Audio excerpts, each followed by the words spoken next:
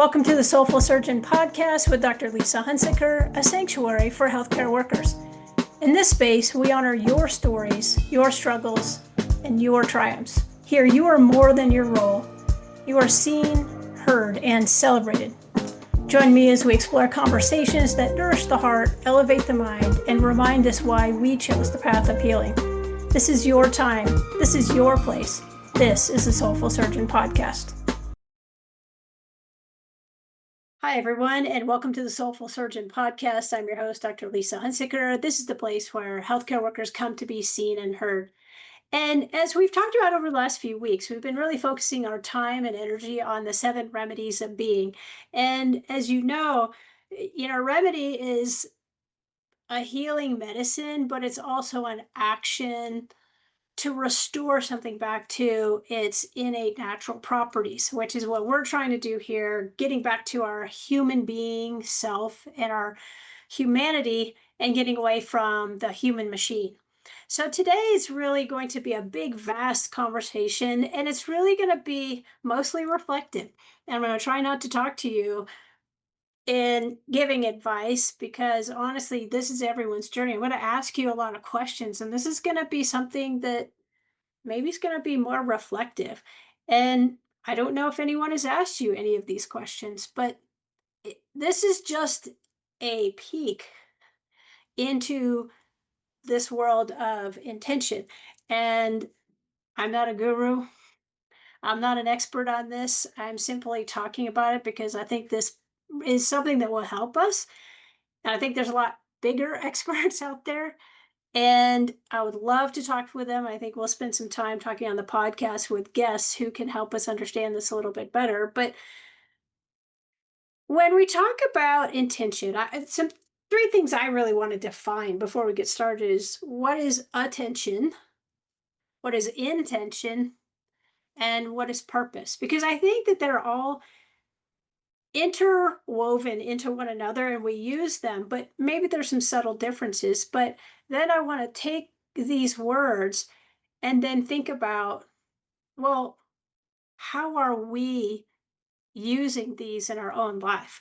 And maybe this has to do maybe with our families, but really it's just stripping away all the layers of who we are and really getting down into the core of our humanity and our human being and who are we really.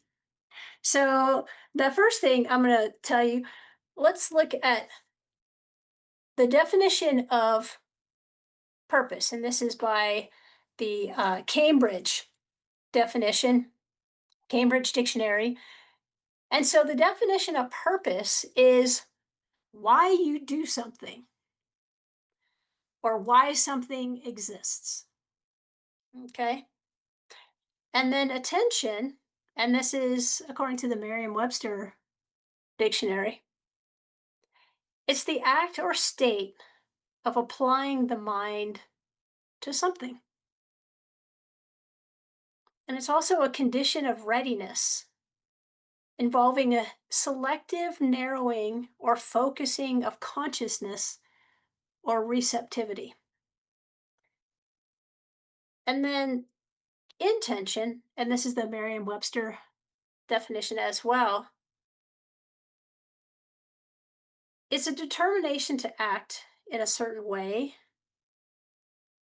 And it's what one intends to do or bring about. So these are some of the things that we're going to be thinking about today. So when you think about your life in general, what are the things that you have your attention focused on? And I feel like in my world, certainly it's going to be my job and my business and my private practice. It's also my family.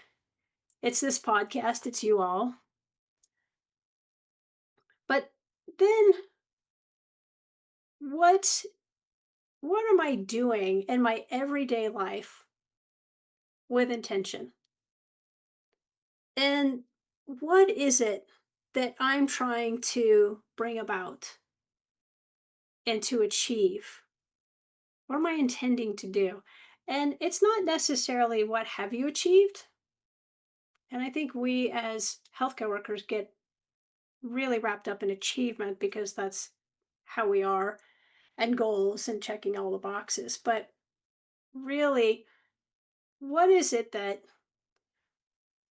when you're going about your day that you actively think about before you do it, and then you set your mind into thinking about what it is that you want to achieve in the next subsequent moments, and then go and do something with all of that thought process behind you, and then move forward. So,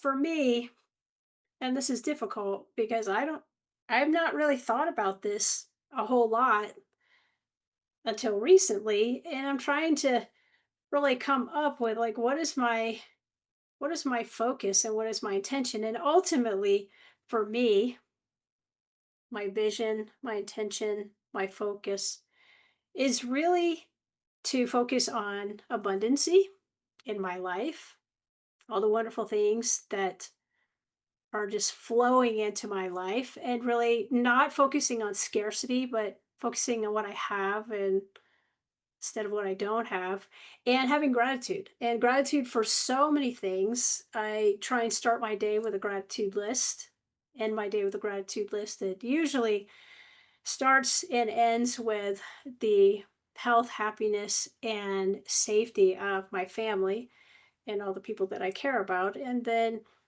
all the grateful things that have happened to me during the day.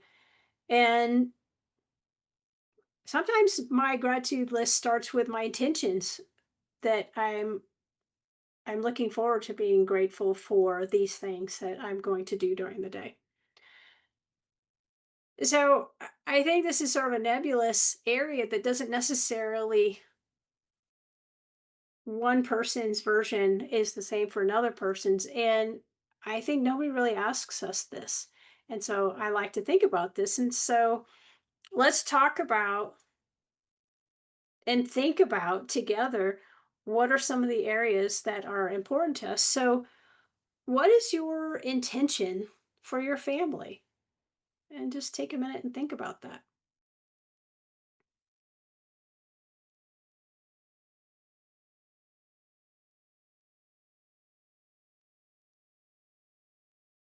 My intentions for my family are health and safety, as we talked about, happiness, being able to live an authentic, purposeful life where they feel valued, honored, and understood. I think I would say that probably for me as well.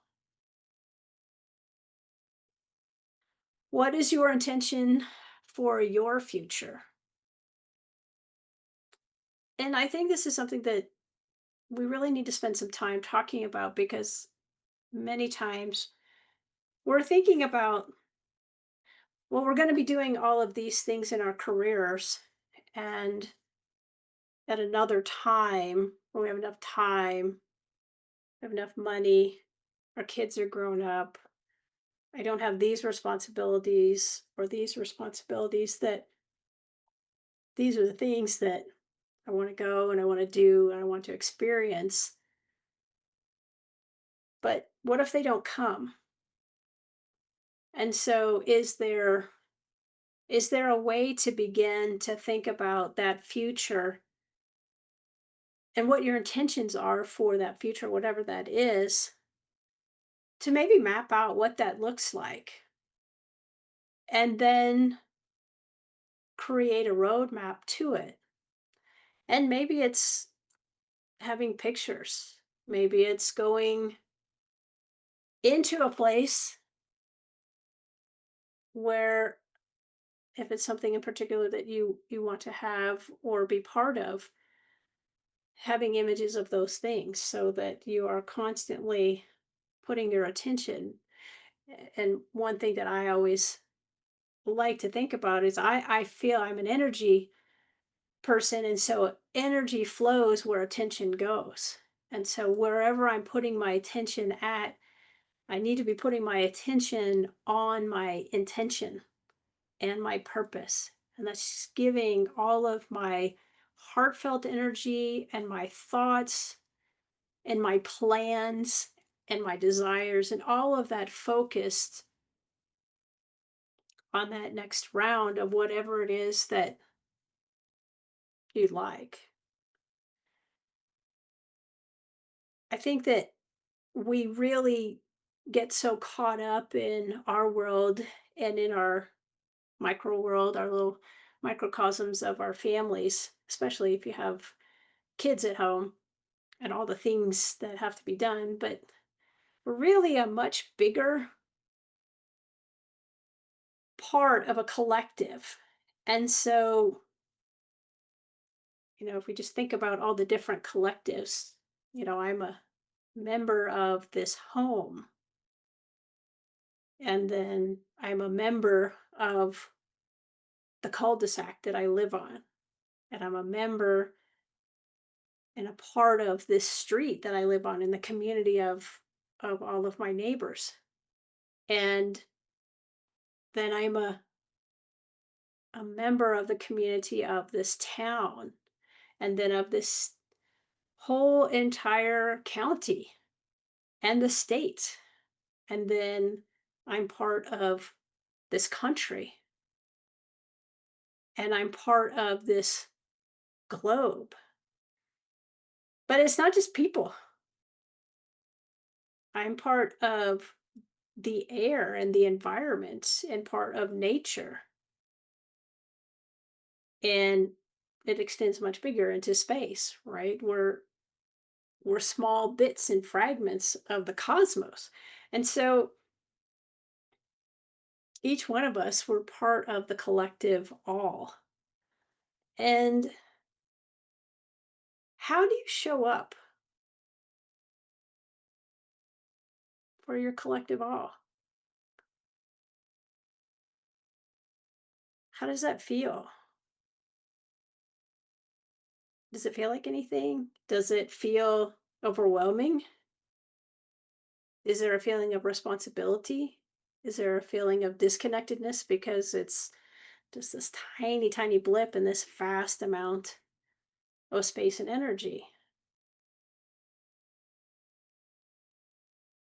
With what you do in your day, whether it's practicing medicine or not, how does it affect the collective all?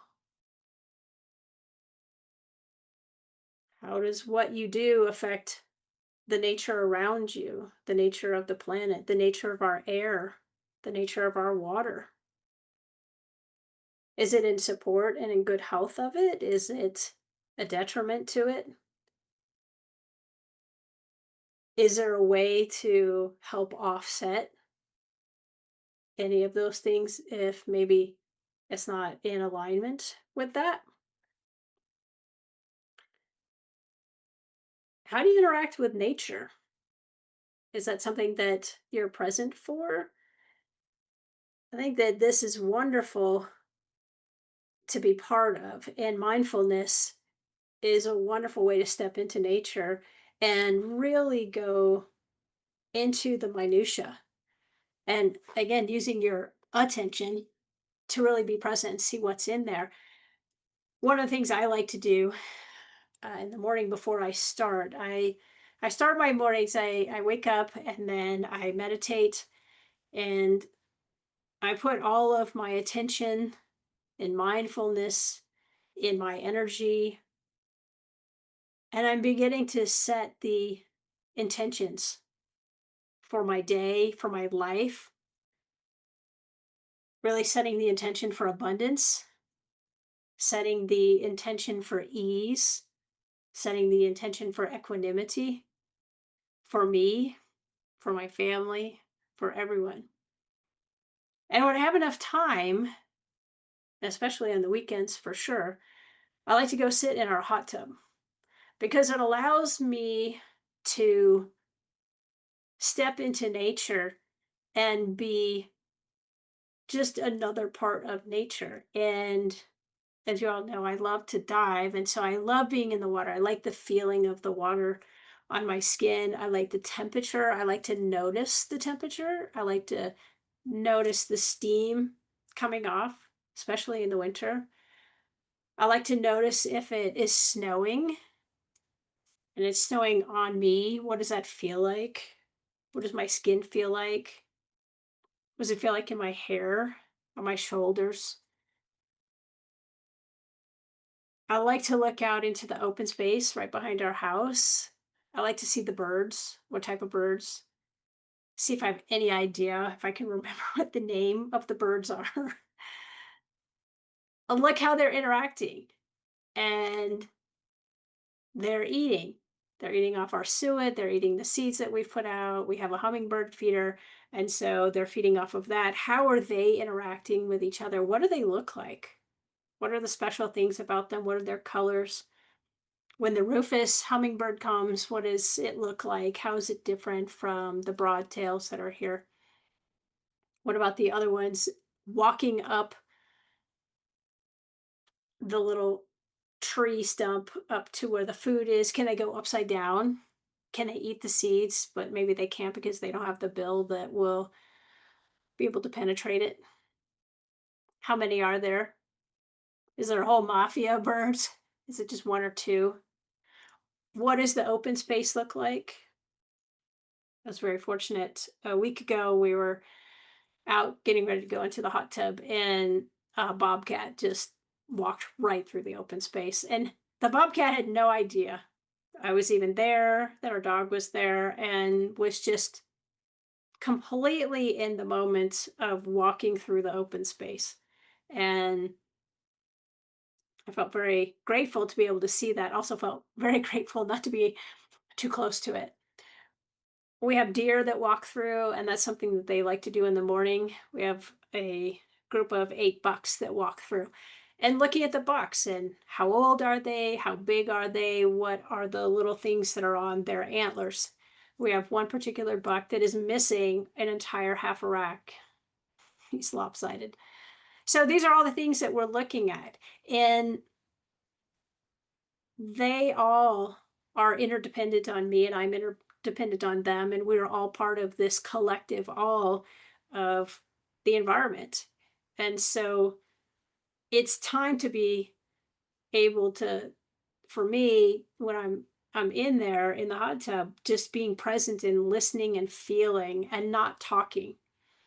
Because when you're talking, probably not listening.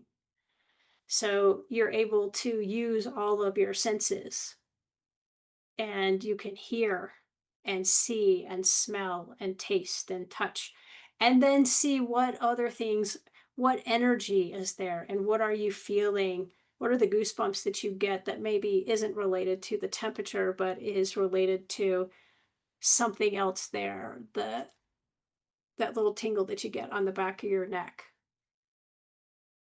What's there that you can't see? Something I want you to think about is, what else have you done in this life that has nothing to do with being in healthcare? You're not a healthcare worker in this question, but what else have you done in this life that's not healthcare related?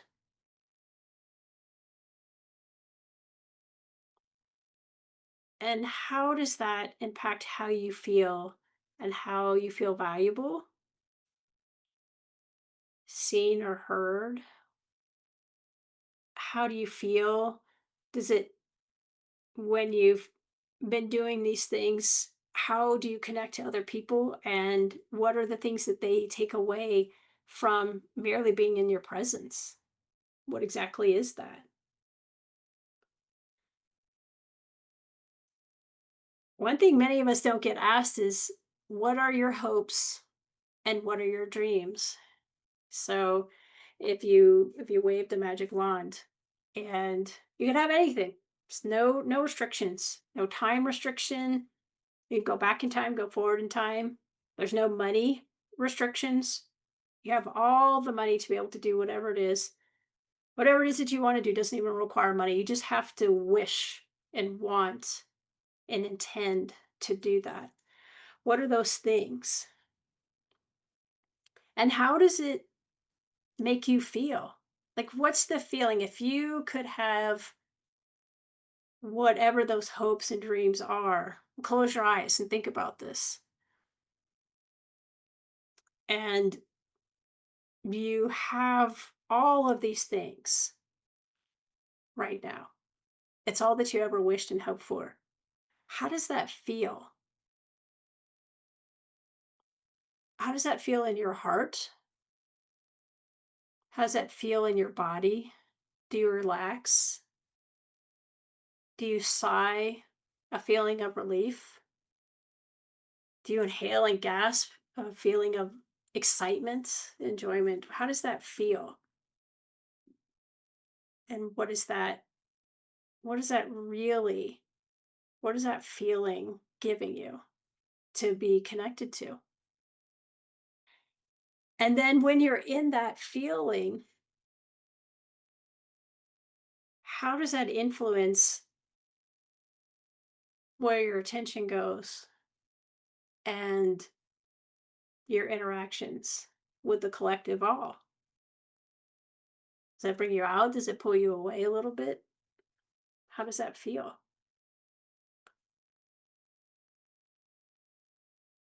What do you think your purpose is? If you've achieved and you've gotten your dreams, what's your purpose? I love Patrice Washington's group, Redefining Wealth. And in that community, there's something that she says pretty regularly, and is something that we always talk about in that community. And it is, what's your purpose? And when you think about it, whatever it is that you're doing, do it with purpose, on purpose, for purpose. And I quote Patrice Washington because that really is her saying. She says that all the time. And when I am approaching things and I'm trying to figure out, why am I doing this? And we're really getting into the deep nitty gritty inside. Why are we doing this? When you figure out why it is and when you decide what your purpose is, you have to do it with purpose, on purpose, for purpose. And if it doesn't feel good, then it might not be aligned. So you have to take a minute and pause and say, this is what I thought my purpose was, but as I'm doing it, it's not feeling that feeling that you felt with the hopes and dreams and that relaxation and ease and equanimity and abundance. If that feeling is going away and there's a feeling of unease, disconnection, or something, then maybe that's not authentically aligned with what you really want to be doing. And maybe you have to ask yourself that question. Maybe there's a direction shift and that would maybe make this better. I don't know each person's view of that, but it would be interesting to see what you all think about this. Put a put a comment in the chat, and again, please put, what type of medicine that you're in, what you do, and where you're at, and then please comment away because this community is for all of us. I think one of the interesting things that I experienced, we were on the way out of town, and so we were listening to a podcast, and so I was listening to Dan Harris, and he was doing this podcast, and he brought about a conversation that he had had on an earlier podcast, and he brought it into the conversation for his podcast. And he was talking and interviewing a death doula. And I had never heard of this, and I know about hospice care, but I had never really experienced or even known about a death doula. And we know about birthing doulas, and there's death doulas as well. And so I like to think of it as a birthing doula and a departing doula.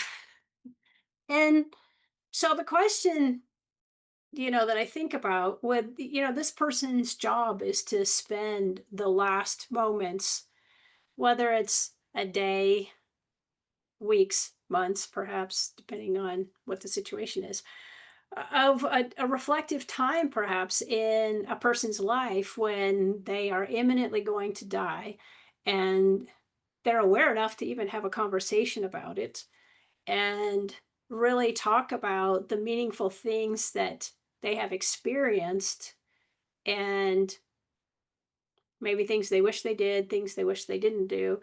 And so the question that I'm going to pose to you is, when you are done in this life, what are you most proud of? And just think about that. And then once you have that in your mind, then why? Why are you proud of that? I think for me, one of the things I'm most proud about is being a mom. And I think it's been a job that I've really struggled through the years because of all the demands of my career. But I can't think about anything that I have done with more intention and with very focused attention and with love. And then becoming a mom and then navigating that role and watching this young baby who is essentially helpless grow into this incredible young man. And the thing I'm most proud of is one, being able to be there and watch and help guide him in that journey. So, what is it for you? And then what is it, you're about to depart from this world. What do you regret? And what do you wish you had done or maybe not have done? And for me, my regret is not spending more time with my family. And I think it's really important to really make a very intentional inside look about this and what do you regret? And the question is are any of those things you can do anything about now? And obviously, if you're on your deathbed, it just depends on what your capabilities are and what that is. But, as we talk today in this podcast, what do you regret? And is there any of those things that you can maybe change? And for me, yeah, not spending as much time with my family. So trying to cut back my hours, trying to be more thoughtful about arranging my hours. Our son is off at college. And so knowing when he has classes, me trying to get as much of my practice work done, my podcast work done, and then really navigating his schedule and my schedule and trying to exert an influence over my schedule so it can try and align with that. Same thing with my wife. She's a trauma surgeon, so she's on call and it's very different. So we always look week to week to try and figure out, well, what what are the gaps that can overlap? And many times for the two of us, and now with him being off in college, the three of us to vacation together, what are the time periods that we can put a lot of attention to and put intention to create time so that we can spend it together? So I don't know what your regrets are, but some of them may be something that we can still do something about.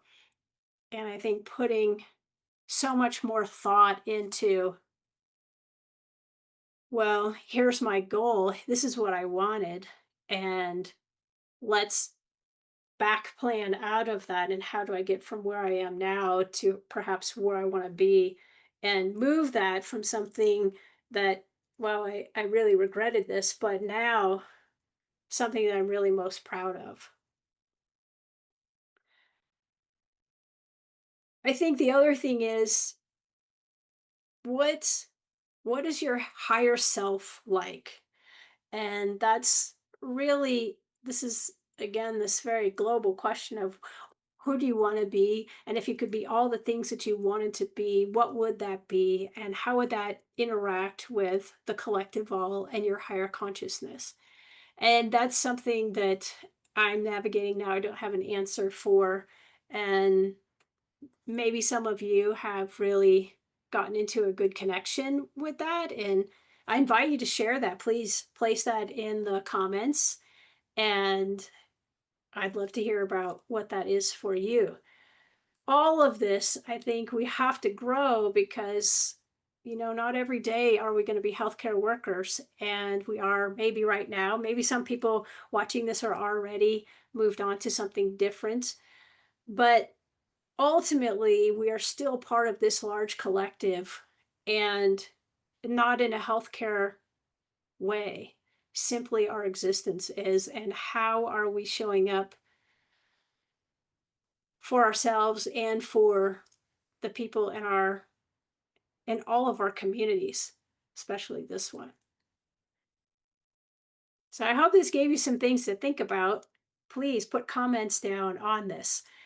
If you find something that's helpful, please put that on. And if there are any guests that you would like to hear from that you think would be great to hear on this podcast, please put their names down because I would love to really sit down and interview them and put your questions down that you would want to hear from them. So at the end of this, I'm going to sign off simply with namaste. Thank you for joining me on the Soulful Surgeon podcast. I hope today's conversation offered you reflection, encouragement, and a reminder that you are not alone on this journey. If this episode spoke to your heart, please share it with someone who might need it as well. And don't forget to subscribe so you never miss a moment of connecting with healthcare workers all over. You can find us on the web at soulfulsurgeon.com. You can find us on Instagram at Soulful Surgeon. And you can find us on LinkedIn at Lisa Hunsicker, MD. Until next time, take care of yourself the way you care for others. And remember, your story matters here.